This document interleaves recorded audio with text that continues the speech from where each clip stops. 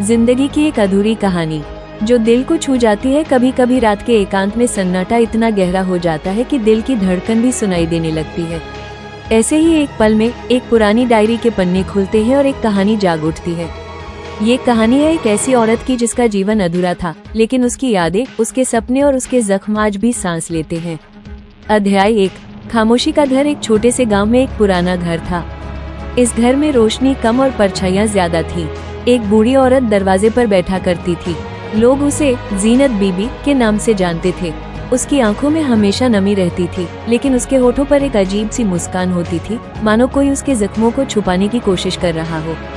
जीनत बीबी की जिंदगी देखने में साधारण सी लगती थी, लेकिन अंदर एक समंदर था जो तूफानों से भरा था। वो समंदर कभी बाहर नहीं आता था, लेकिन उसकी लहरें हर रात उसके दिल को चीरती रहती थी। अध्याय 2। सपने जो कभी पूरे नहीं हुए। जीनत बचपन से ही सपने देखने वाली थी। उसे पढ़ने का बहुत शौक था। वो पढ़ लिखकर किसी स्कूल में शिक्षिका बनकर बच्चों को पढ़ाना चाहती थी, लेकिन उसके माता पिता ने छोटी उम्र में ही उसका रिश्ता एक दूर के रिश्तेदार के बेटे से तय कर दिया। उसकी शादी हो गई और उसके सपने चकनाचूर हो गए। जीनत को वो जिंदगी नहीं मिली जिसकी उसने कल्पना की थी। उसका पति एक कठोर इंसान था। उसे जीनत की हंसी, उसकी किताबें और उसके सपने बिल्कुल पसंद नहीं थे।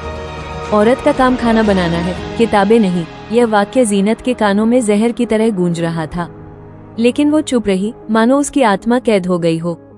तीसरा अध्याय। प्यार का अभाव। समय बीतता गया। जीनत माँ बन गई, लेकिन उसके पति की कठोरता कम नहीं हुई। वो उसे हर समय डांटता, जरा जरा सी बात पर गुस्सा हो जाता। जीनत की दुनिया उसके बच्चे थे।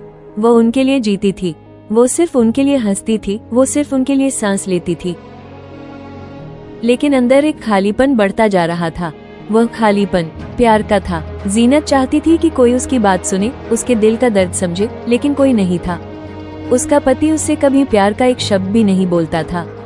वो हमेशा अकेलेपन के सागर में डूबी रहती थी। चौथा अध्याय। बच्चे बड़े होते गए। समय ने पंख फैलाए। जीनत के बच्चे बड़े होते गए। एक एक करके वे सब अपने अपने रास्ते चले गए। कुछ शहर चले गए, कुछ अपने घरों में व्यस्त हो गए। वे सब अपनी माँ से प्यार करते थे, लेकिन जिंदगी की भागदौड़ में वो प्यार सिर्फ फोन कॉल और कभी कभार मिलने तक ही सीमित रह गया था। गांव का पुराना घर अब जीनत के लिए जेल बन गया था, जहाँ सिर्फ यादें थी और वे यादें उसके दिल को चीरती रहती थी। पांचवा अध्याय। आखिरी खत। एक दिन जीनत ने अपनी पुरानी डायरी निकाली। उसने एक खत लिखा, लेकिन किसी को नहीं भेजा। उस खत में उसने अपनी पूरी जिंदगी का दर्द लिख दिया। मैंने अपनी जिंदगी दूसरों के लिए जी। मैंने अपने सपनों को त्याग दिया, अपनी इच्छाओं को दबा दिया, अपनी खुशियों का त्याग कर दिया। लेकिन आज जब मैं पीछे मुड़कर देखती हूँ तो लगता है कि मैंने खुद को कभी जिया ही नहीं। मेरी जिंदगी अधूरी है, एक अधूरी कहानी जिसे कोई समझ नहीं पाया। वो खत डायरी के बीच में ही रह गया था, किसी को भेजा नहीं गया था। शायद जीनत चाहती थी कि उसकी जिंदगी का राज, उसका दर्द सिर्फ उसकी डायरी में ही पता चले। छठा अध्याय। अकेलेपन की आखिरी शाम। जीनत के घर में अब बस सन्नाटा था। कभी पुराने पेड़ों की परछाइयां उससे बातें करती, कभी हवा का झोंका उसके अकेलेपन को कम कर देता। एक शाम वो एक पेड़ के नीचे बैठी सूर्यास्त देख रही थी। उसकी आंखों से आंसू बह रहे थे, ये आंसू जो वर्षों के धैर्य के थे। उस शाम उसका दिल इतना भारी था कि वो चुपचाप जमीन पर लेट गई और फिर कभी नहीं उठी। अध्याय 7। अधूरी कहानी। कुछ दिनों बाद गांव के लोगों को जीनत बीबी एक पेड़ के नीचे मिली। उसकी डायरी भी वहीं गिरी पड़ी थी। जब लोगों ने डायरी के पन्ने पढ़े तो हर आंख आंसुओं से भर आई।